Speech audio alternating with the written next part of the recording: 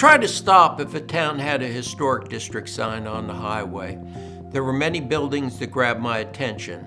Some of the pictured buildings were not necessarily historic, but were interesting architecturally, and in most cases held the building lines and did not make wholesale changes to the facade. Because much of my work involves historic districts, it is always nice to come across some National Register buildings or historically significant buildings in the downtown. In those districts, they are the glue that holds the district together. But there are other buildings that people have taken a chance with architecturally, and sometimes it turns out good and sometimes not. I included some of those buildings as interesting additions. There was a beautiful array of church buildings I came across during my trip, and in many of the rural towns, 2 or 3 churches could be exquisite examples of historic places of worship. Well-manicured grounds and great building upkeep made them stand out. The upkeep on buildings add to the sense of place, especially if they are clustered together and have what appears to be different owners. It is a combined effort of the group working together that makes or breaks many of these downtowns. There were some good uses of neon in many of the communities, particularly in the Chaz and a few spots in Montana. As I came further east, most of the neon was on open signs and not artistic neon signs.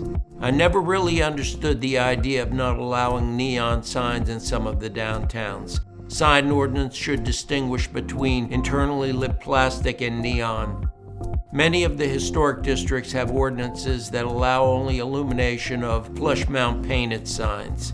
A well-maintained neon used to coordinate with the building color, offering contrast and color, brings attention to the building and is a key in drawing attention to the business. In Memphis, the blue neon is used on the Home of the Blues sign on Beale Street. It also has blue neon on the police station that is located adjacent to the sign. Some of the signs are of a bygone era and add to the ambiance of the space, like the State Hotel sign in Seattle that has rooms advertised at 75 cents. In a way, it offers the same kind of acknowledgement as Sanderson, Texas with the 5-cent soda sign, only that bygone era exists in ruins. In establishing a sense of place in those towns, both function as a link to the past, and the condition is of no consequence. It matters only that it exists, and it adds to the greater concept of the whole. In Gillette, Wyoming, the paint for sale sign caught my attention, and I thought it might be a good idea to get a tattoo from my trip, but I thought better of it. I always like the lights that blink on and off, like the bar sign in Palo Alto and the pointing finger on the Rice on the Hill located in the Chaz.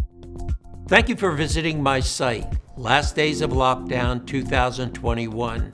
Over 80 videos showing conditions at the end of the 2021 lockdown, which I have chronicled for posterity.